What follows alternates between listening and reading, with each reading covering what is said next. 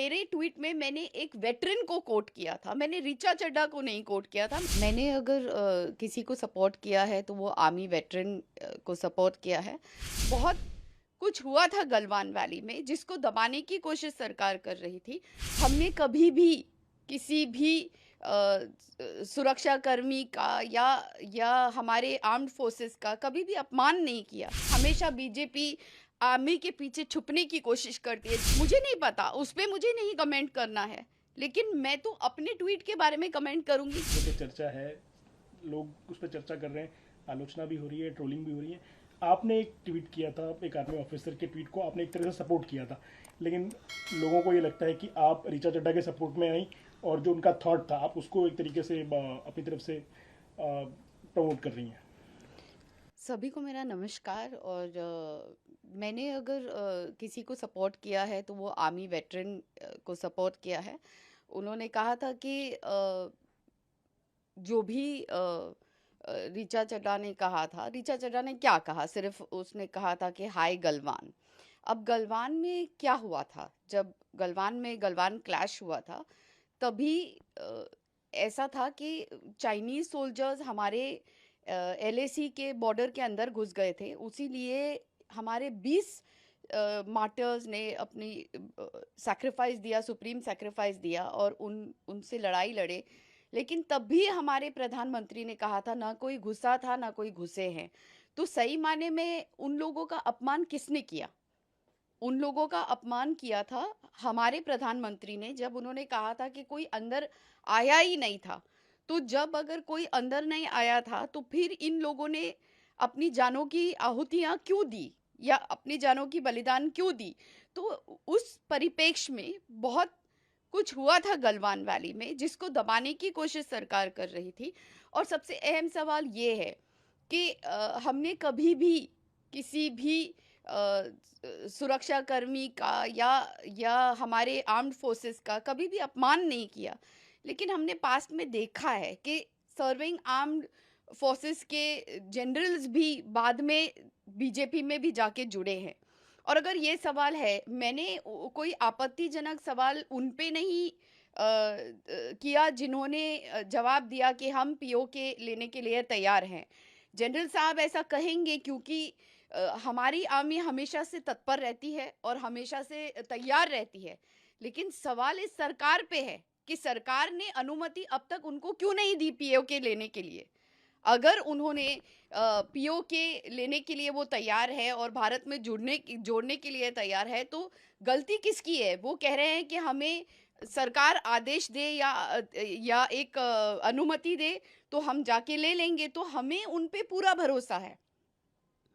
हमारा सवाल इस सरकार पे है और इस सरकार पे है कि ऐसे मौके पर जब ये सवाल या जवाब उठते हैं तो आर्मी तो तैयार होती है, बिल्कुल तैयार होती है और तत्पर रहती है लड़ाई लड़ने के लिए और कभी भी पीछे नहीं हटती। लेकिन क्या पुलवामा में जो लड़ाई हुई थी, तो क्या उसका आज तक जनता जानना चाहती है, लोग जानना चाहते हैं, समझना चाहते हैं कि आज तक उस पे कोई जवाब क्यों नहीं मिल पाया कि 40 हमारे शहीद जो जिन्होंने अपनी जानों की बलिदानें दी उस मौके पर, इतना सारा आरडीएक्स हमारे हिंदुस्तान में किस तरह से आया, किस तरह से कौन लेकर आया? आपने दविंदर सिंह को पकड़ा, लेकिन दविंदर सिंह से आज तक कोई पूछताछ नहीं हुई, उसका कोई समाधान नहीं निकला।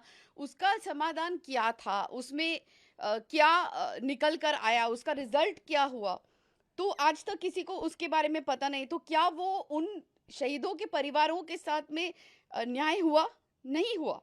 तो इसलिए हमें ये हर बात को एक तरीके से जो मीडिया ट्विस्ट करके देखना चाहती है वो सही नहीं है। गलवान में बहुत कुछ हुआ और पुलवामा में भी हुआ। और अगर बीजेपी की बात है तो बीजेपी के कई सारे नेता अभी बाहर आके हमें सवाल करने लगे हैं, ऐसी पार्टी को एक सवाल करने लगे हैं जिसने बहुत सारे नेता अपने जिनके शहीद हुए, हमारे खुद के परिवार से बहुत सारे लोग आज़ादी के लड़ाई में, आज़ादी के आंदोलन में लड़ते समय वो खुद जेल गए हैं। तो ये सारी चीज़ें जो है वो तोड़ मरोड़ के हमेशा बीजेपी आर्मी के पीछे छुपने की कोशिश करती है। जब पठानकोट में भी ये इश्यू हुआ था, तभी भी उन्होंने आईएसआई को उसको तफ्तीश करने के लिए बुलाया था। तो मेरे ख्याल से बीजेपी के नेता इसमें कुछ ना बोले तो ये सही है, क्योंकि जो आर्मी के वेटरन हमारे कमांडर है या ऑफिसर है या जिन्होंने ये बयान दिया, वो तो कह रहे थे कि हम तैयार हैं, लेकिन सरकार हमें अनुमति नहीं दे रही। सरकार जैसे अनुमति देगी तो हम पीओके को हासिल कर लेंगे। तो गलती किसकी है फिर? सरकार की है मौजूदा, जिसने उन्हें मतलब आप वो चाहती हैं कि सरकार परमिशन दे और सेना पीओके पे अटैक करे, उसको अपने कब्जे में ले। नहीं, मतलब मेरा बोलने का मतलब है कि हमारा संदेह हमेशा से सरकार के ऊपर आ रहा है और सरकार की कार्यशैली पर रहा है कि किस तरह से पठानकोट में भी हमने देखा कि उन्होंने आईएसआई को बीजेपी ने बुलाया तफ्तीश करने के लिए। उस समय भी पुलवामा से भी आज तक शहीदों का कुछ नहीं निकल के आया। तो हमेशा से ऐसे बताना न्यूज़ चैनलों के भी द्वारा ट्विस्टर टर्न करके, अभी मेरे ट्वीट में मैंने एक वेटरन को कोट किया था, मैंने ऋचा चड्ढा को नहीं कोट किया था, मैंने वेटरन को, जो जो वेटरन ने ट्विटर पे ट्वीट डाला था, उनसे मैंने सहमति रखी थी। इसका मतलब कि मैं आर्मी के साथ हूँ। बट उन वेटरन साहब का कोट तो ऋचा चड्ढा को ही कोट करके था। नहीं, उन वेटरन साहब का कोट ऐसा था कि आर्मी को पॉलिटिसाइज, पॉलिटिकल गेन्स के लिए, जिस तरीके से अभी इलेक्शन के दौरान ये बयान आ रहा है कि हम तैयार हैं। ऑफ कोर्स आर्मी तैयार है, लेकिन आप क्यों नहीं उनको आदेश दे रहे हैं कि पीओके जाके आप ले लो? आर्मी और डिफेंस फोर्सेस के जो पोलिटिसाइजेशन का मामला है, ये बहुत लंबे समय से चर्चा में रहा है। 2014 के पहले भी काफ़ी चर्चाएं हुई हैं। पोस्ट रिटायरमेंट जब लोग चुनाव लड़ते हैं या फिर कहीं लेफ्टिनेंट गवर्नर या गवर्नर अपॉइंट होते हैं, तब भी ये सारे सवाल उठते हैं। तो ये 2014 के बाद का फिनोमिना है, ऐसा नहीं है, पहले से भी होता रहा है। तो हमेशा से रहा है आपके मुताबिक? पोस्ट रिटायरमेंट अगर उनको पोस्ट मिलती हैं, डेजिग्नेशन मिलती हैं, एलजी बनते हैं कहीं या फिर कहीं कुछ नहीं, और मैं करते हैं। कहती हूँ कि एक बार हमारे जो आर्मी है, आर्मी के फोर्स है, फोर्सेस है हमारे, जो उनकी हम हमेशा उनके जो वैलर है, उनकी ब्रेवरी है, उनके साहस की हम हमेशा से को सराहते हैं और उन्हें हमेशा से हम याद करते हैं। और ठीक है, उनमें से कुछ लोग बाद में जाके जॉइन भी कर लेते हैं पॉलिटिकल पार्टीज को, और हमने देखा है कि हाल में ऐसा हुआ है कि आर्मी जनरल वीके सिंह भी जाके ज्वाइन किए। तो बीजेपी का आक्षेप उठाना और इस तरह से एक चीज को तोड़ मरोड़ के पेश करना और कहना, ये बहुत गलत बात है, क्योंकि अभी वो ही सत्ता में है और वही लोग ऑर्डर दे सकते थे आर्मी को, क्योंकि आर्मी जनरल तो तैयार हैं पीओके लेने के लिए। तो उन्हें वो ऑर्डर देना चाहिए था कि जाइए आप पीओके ले आइए। तो क्या चीज उन्हें रोक रहा है? नगमा जी, कल से आपने काफ़ी कुछ देखा होगा, सोशल मीडिया पे हो रहा है। बॉलीवुड के एक डायरेक्टर, उन्होंने एफआईआर फाइल करने के लिए कंप्लेंट दी है। खुद अक्षय कुमार आपके को स्टार रहे हुए एक ज़माने में, तो उन्होंने ट्वीट करके कहा है कि ऋचा चड्ढा का ट्वीट जो है वो सही नहीं है और काफ़ी दुखद है इस तरह का ट्वीट करना उनकी तरफ से। आर्मी है तो हम हैं, ऐसा अक्षय कुमार ने ट्वीट करके कहा है। और एक कंप्लेंट भी फाइल हुई ऋचा चड्ढा के खिलाफ। उस पर आपकी क्या राय है? देखिए, मैं किसी के जिस तरह से लोगों ने मेरे ही एक ट्वीट को इतना तोड़ मरोड़ के पेश किया है, तो उस तरीके से मैं नहीं कुछ उस पे आक्षेप करना चाहती हूँ या कुछ उस पे बोलना चाहती हूँ, क्योंकि मुझे लगता है कि उन्होंने भी एक या दो शब्दों में उसका कुछ हाय गलवान कुछ ऐसा ट्वीट किया। अब गलवान में इसको वो लोग बीजेपी जो है इसे, या सर्टेन चैनल्स इसे किस तरह से तोड़ मरोड़ के पेश कर रहे हैं, और उन्होंने शायद माफी भी मांगी उस बात की कि अगर उन्हें लगा कि अगर किसी की भावनाओं को चोट पहुंचा है उनकी इन दो शब्दों से भी, तो भी उन्होंने उस चीज की तो माफी मांग ली। जबकि हर कोई उसे जैसे मैंने जो ट्वीट की, मैंने तो एक वेटरन को सेकंड किया, आर्मी वेटरन को सेकंड किया। तो मुझे नहीं लगता कि उसमें अगर मेरे कुछ सवाल है दिमाग में तो वो वाजिब है, लेकिन इसका ये मतलब नहीं है कि मैं अपने आर्मी और अपने आर्मी के अगेंस्ट अपने आर्मी को मॉक कर रही हूँ। हमें जो इज्जत हमारी आर्मी के लिए है वो शायद ही मुझे लगता है कि कोई उस पे सवाल खड़े कर सकता है। लेकिन बीजेपी जो हमेशा से ही हर चीज में गलवान पे जवाब नहीं दे पाई, मोदी जी लाल आंखें दिखाने के बजाय खुद लाल जैकेट पहन के खड़े हो गए, वहाँ के प्रधानमंत्री के साथ में झूला झूल रहे थे उस प्रधानमंत्री के साथ में। तो उन्हें ये सारी चीज़ें, या उनकी पार्टी ये सारी चीज़ें, उन्होंने झूठ कहा था कि ना कोई घुसा है, ना कोई घुसा, ना कोई घुसा था। तो ये सारी चीज़ें तो झूठ उनकी तरफ से आई थी, लेकिन ये सारे सवाल उनसे नहीं किए जाते।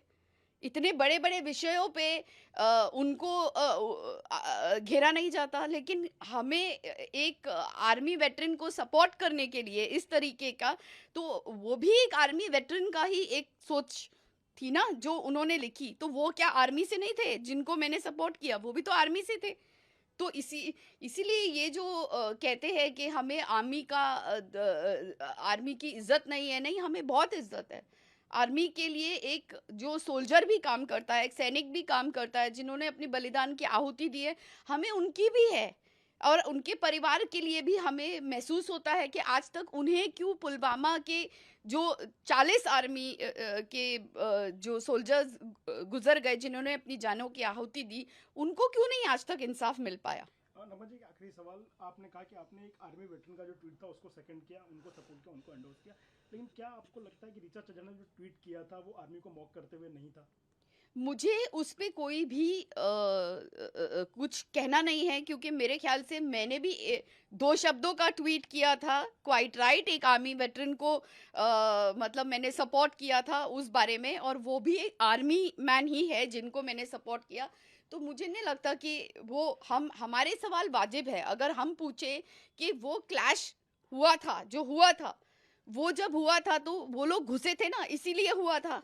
इसीलिए हमारे आर्मी मैन शहीद हुए 20। लेकिन गलवान को लेके ये बात बार बार आती है कि भारत ने अपने शहीदों को उचित सम्मान दिया, जो भी शहीद हुए थे उस क्लैश में या उस धक्का मुक्की में या जो भी दुर्घटना हुई उसके बाद अपने शहीदों को पूरा सम्मान दिया। लेकिन चाइना ने आंकड़े छिपाए, अपने नंबर्स छिपाए, अलग अलग तस्वीरें आती रही, अलग अलग क्लेम्स आते रहे वहाँ की लोकल मीडिया के। बाकी तो चीज़ें छिपाने का आरोप तो चाइना पे था। तो एक तरीके से एक आम परसेप्शन ये है, और उसके सबूत भी हैं, कि भारत अपर हैंड में था गलवान में, लेकिन सिर्फ डिप्लोमेटिक रीजन से चुप रहना पड़ा था। जब हमारे प्रथम नागरिक इस देश के, हमारे प्रधानमंत्री कहते हैं कि कोई गुस्सा था ही नहीं, तो इसका मतलब वो सम्मान कैसे हुआ? जो शहीद हमारे शहीद हुए, वो इसीलिए शहीद हुए क्योंकि वो हमारी देश की रक्षा कर रहे थे, सुरक्षा कर रहे थे, और इसीलिए उन्होंने अपनी जानों की आहुति सुरक्षा करते हुए दी थी। तो उन्होंने सुरक्षा इसीलिए की क्योंकि हमारे एलएसी में चाइनीज सोल्जर्स घुस आए थे।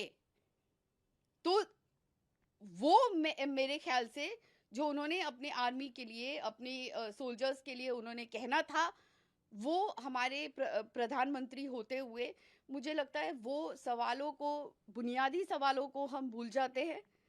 पुलवामा के मार्टियर्स को आज तक क्यों नहीं कोई क्लोजर मिल पाया? क्यों उस इंसिडेंट पे कोई इन्वेस्टिगेशन दविंदर सिंह से क्यों नहीं हो पाई आज तक?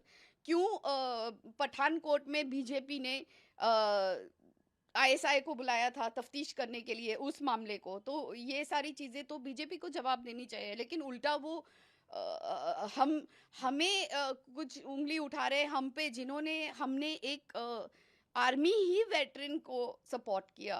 नगमा जी, एक बार आखिरी सवाल ये है कि क्या आपको लगता है कि जो 2 शब्द थे ऋचा चड्ढा के, हाय गलवान, वो किन आशय में थे या किन मायनों में थे? आप क्या लगता है उन 2 शब्दों के बारे में जिसको लेके इतना हल्ला मचा हुआ है? देखिए, मुझे तो लगता है कि मेरे 2 शब्दों को लेके हल्ला मचा है, और मुझे ये समझ में नहीं आ रहा है कि मैंने तो एक वेटरन को सपोर्ट किया, एक वेटरन के थॉट को। क्योंकि मुझे ऐसा लगा कि जो मूलभूत मुद्दे हैं, उन पे हम सवाल न करते हुए, क्योंकि actors, actresses soft target, Richa Chadha ने जो कहा सो कहा, उन्होंने माफ़ी भी माँगी अपने कहने पर। ठीक है, उन्होंने कहा कि अगर किसी ने इसे गलत समझा और गलत भावनाएं, हो सकता है मेरी समझ से ऐसा था कि उन्हें लगा कि गलवान में बहुत सारी चीज़ें ऐसी हुई थी जिसके बारे में पूरी तरह से बातचीत नहीं हुई, जैसे कि मुझे नहीं पता, उस पर मुझे नहीं कमेंट करना है, लेकिन मैं तो अपने ट्वीट के बारे में कमेंट करूंगी कि मेरा ट्वीट सपोर्ट कर रहा था एक आर्मी वेटरन को, जिन्होंने भी इनडायरेक्टली ऋचा चड्ढा के ट्वीट को एक अलग ढंग से देखा होगा या पढ़ा होगा। तो जो लोग मेरे भी ट्वीट को गलत ढंग से पढ़ रहे हैं, तो वो ना भूले कि मैं उन जनरल पे उंगली नहीं उठा रही हूँ। मैं तो कह रही हूँ कि जब मुझसे पॉइंटेड सवाल किया जाता है कि क्या आर्मी नहीं, आर्मी ऑन द होल बहुत बड़ी है, लेकिन इक्के दुक्के लोग जो आर्मी से जुड़े होते हैं, हो सकता है 1 या 2 या 3 लोग जो भी है वो पॉलिटिकल पार्टी में लेटर ऑन चले भी जाते हैं। तो वो मेरा बोलने का मतलब था कि जब आप एक पॉइंटेड सवाल पे अगर आप पूछते जाएं मुझे या तफ्तीश करते जाएं, तो हम बोलेंगे कि पॉलिटिसाइजेशन कभी होता ही नहीं है कहीं पर। ये पॉसिबिलिटी मुझे थोड़ी सी, लेकिन इस पे ये कह देना कि हम आर्मी को सपोर्ट नहीं करते या आर्मी के लिए हम खड़े नहीं रहते या हमें आर्मी को हम मॉक करते हैं, ये तो बहुत ही अन्याय और गलत होगा। क्योंकि हमें तो आर्मी को पूरा, जो आर्मी हमारे लिए, हमारी देश की सुरक्षा के लिए जो हमारे जो अपनी जानों की बलिदानें भी हमारे लिए देती हैं, उन पे तो सबको गर्व है, उन पे हमें भी बहुत गर्व है, और उनके परिवारों को और उनको तो जस्टिस पहले मिलना चाहिए, ऐसी हम मनोकामना रखते हैं। और अगर हम वो नागरिक जो जानने की कोशिश करते हैं कि ऐसा इंसिडेंट क्यों हुआ था कि फिर से ना हो, उसका क्लोजर क्या हुआ, उसके जवाब में क्या तफ्तीश हुई।